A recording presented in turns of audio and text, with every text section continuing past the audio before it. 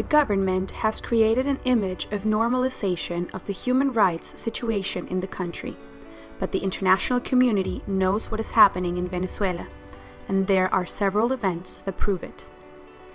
The pretrial chamber of the International Criminal Court approved the request of the victims, relatives, and organizations to continue with the investigation in Venezuela, which had been suspended at the request of the state. The state appealed the decision, and in November, the appeals chamber held a hearing to decide. For the first time, the victims of crimes against humanity in Venezuela had their interest represented in a court. In the hearing, we heard how there are no genuine, independent, transparent, or sufficient investigations into alleged crimes against humanity in Venezuela. The prosecutor has made 3 official visits to Venezuela and confirmed the installation of a technical assistance office in Caracas in 2024. For the review before the CEDAW committee, civil society organizations presented more than 30 reports in which they denounced the lack of interest of the state in safeguarding women's rights. The committee recognized that Venezuelan women face differentiated barriers in access to justice, that gender stereotypes persist, and gender violence remains critical, without there being protection measures or official figures reporting it. It denounced the underrepresentation of women in political and public life and the criminalization of women defenders. In June 2023, it identified and published 3 priority areas for action.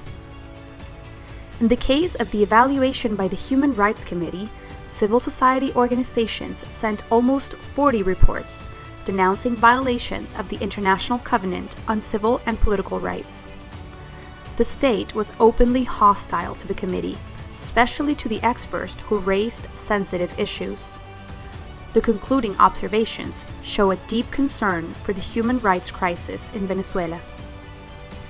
Civil society organizations sent a joint communication in which they asked the High Commissioner to monitor the implementation of recommendations made by his office to Venezuela and denounced their lack of implementation. The visit concluded with a statement from the High Commissioner in which he called for the release of persons arbitrarily detained, an end to torture practices, and an improvement in detention conditions, among others. He denounced the threats to civic space and pointed out the need for reforms in the justice system. The latest report of the fact-finding mission stated that the repressive apparatus in Venezuela is intact. It investigated 43 new cases and 9 deaths that could fall within patterns of repression. In the mission's opinion, the Ombudsman's office has failed to respond effectively to complaints of human rights violations and has not acted upon them.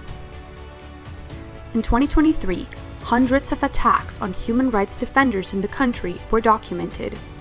Arbitrary arrests, intimidation, censorship, denial of registry to organizations, persecution, and the introduction of legislative initiatives to limit the operation of civil society organizations. Despite the repression, there are critical voices that continue to be raised, and activists who continue their work. Our work will not stop, and our will shall not be intimidated.